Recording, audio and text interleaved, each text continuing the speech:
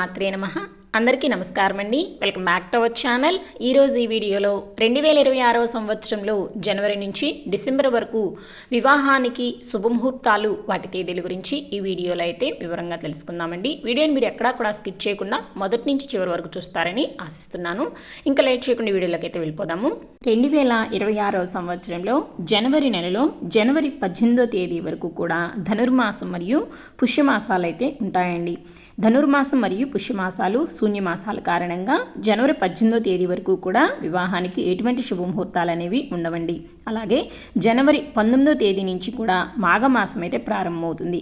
మరి మాఘమాసంలో కూడా వివాహానికి ముహూర్తాలు లేవా అనంటే ఈ సంవత్సరం అయితే లేవండి. ఎందుకు అనంటే ఫిబ్రవరి 13వ తేదీ వరకు కూడా శుక్రమోక్షమి అయితే ఉంటుందండి. కాబట్టి జనవరి నెలలో మాఘమాసం ఉన్నప్పటికీ కూడా వివాహానికి ఎటువంటి శుభముహూర్తాలు అయితే లేవండి.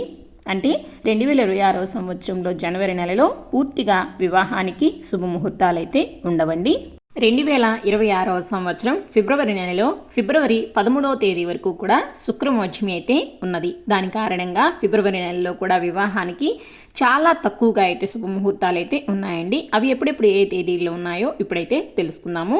ఫిబ్రవరి నెలలో ఫిబ్రవరి 19వ తేదీ, 20వ తేదీ, 21, 22, 25 మరియు 26 ఈ రోజుల్లో మాత్రమే 2026 సంవత్సరంలో ఫిబ్రవరి నెలలో వివాహానికైతే శుభముహూర్తాలు ఉన్నాయండి.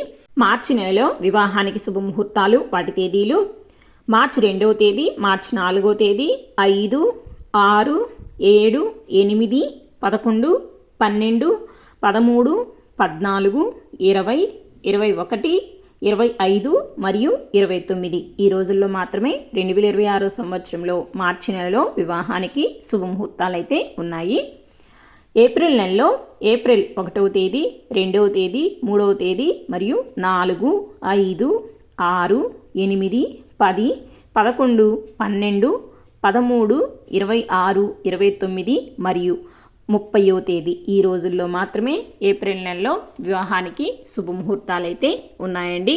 2026 సంవత్సరంలో మే నెలలో కూడా వివాహానికి చాలా తక్కువగా అయితే శుభముహూర్తాలు అయితే ఉన్నాయండి. ఎందుకు అని అంటే మే 17వ తేదీ ఆదివారం నుంచి జూన్ 15వ తేదీ సోమవారం వరకు కూడా అధిక జ్యేష్ఠ మాసం అయితే ఉన్నది. ఈ జ్యేష్ఠ మాసంలో వివాహానికి శుభముహూర్తాలు అయితే ఉండవండి. కాబట్టి మే నెలలో వివాహానికి చాలా తక్కువగా అయితే శుభముహూర్తాలు ఉన్నాయి. అవి ఎప్పుడెప్పుడు ఏ తేదీల్లో ఉన్నాయో ఇప్పుడైతే తెలుసుకుందాము. మే 1వ తేదీ, 3వ తేదీ, 6, 7, 8, 9, 10 మరియు 13 ఈ తేదీల్లో మాత్రమే 2026 సంవత్సరంలో మే నెలలో వివాహానికి శుభముహూర్తాలు అయితే ఉన్నాయి. ఇప్పుడు జూన్ నెలలో తెలుసుకుందాము.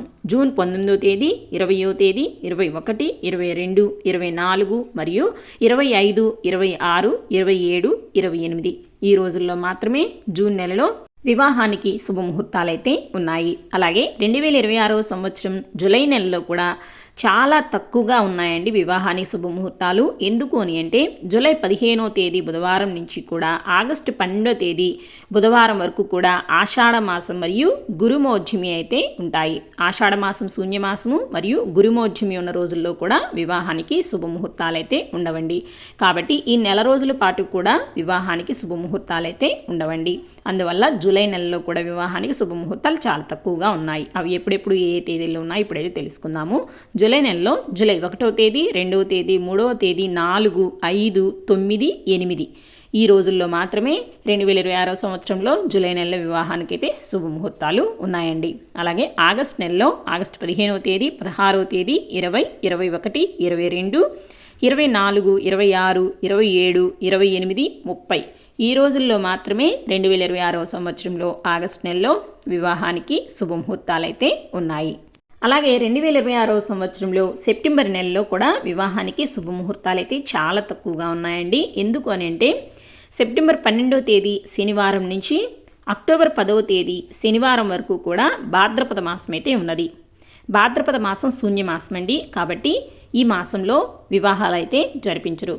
అలాగే మహాలయ పక్షాలు సెప్టెంబర్ 27వ తేదీ ఆదివారం నుంచి అక్టోబర్ 10వ తేదీ శనివారం వరకు కూడా మహాలయ పక్షాలు, దీన్ని పితృపక్షాలు అని అంటారండి.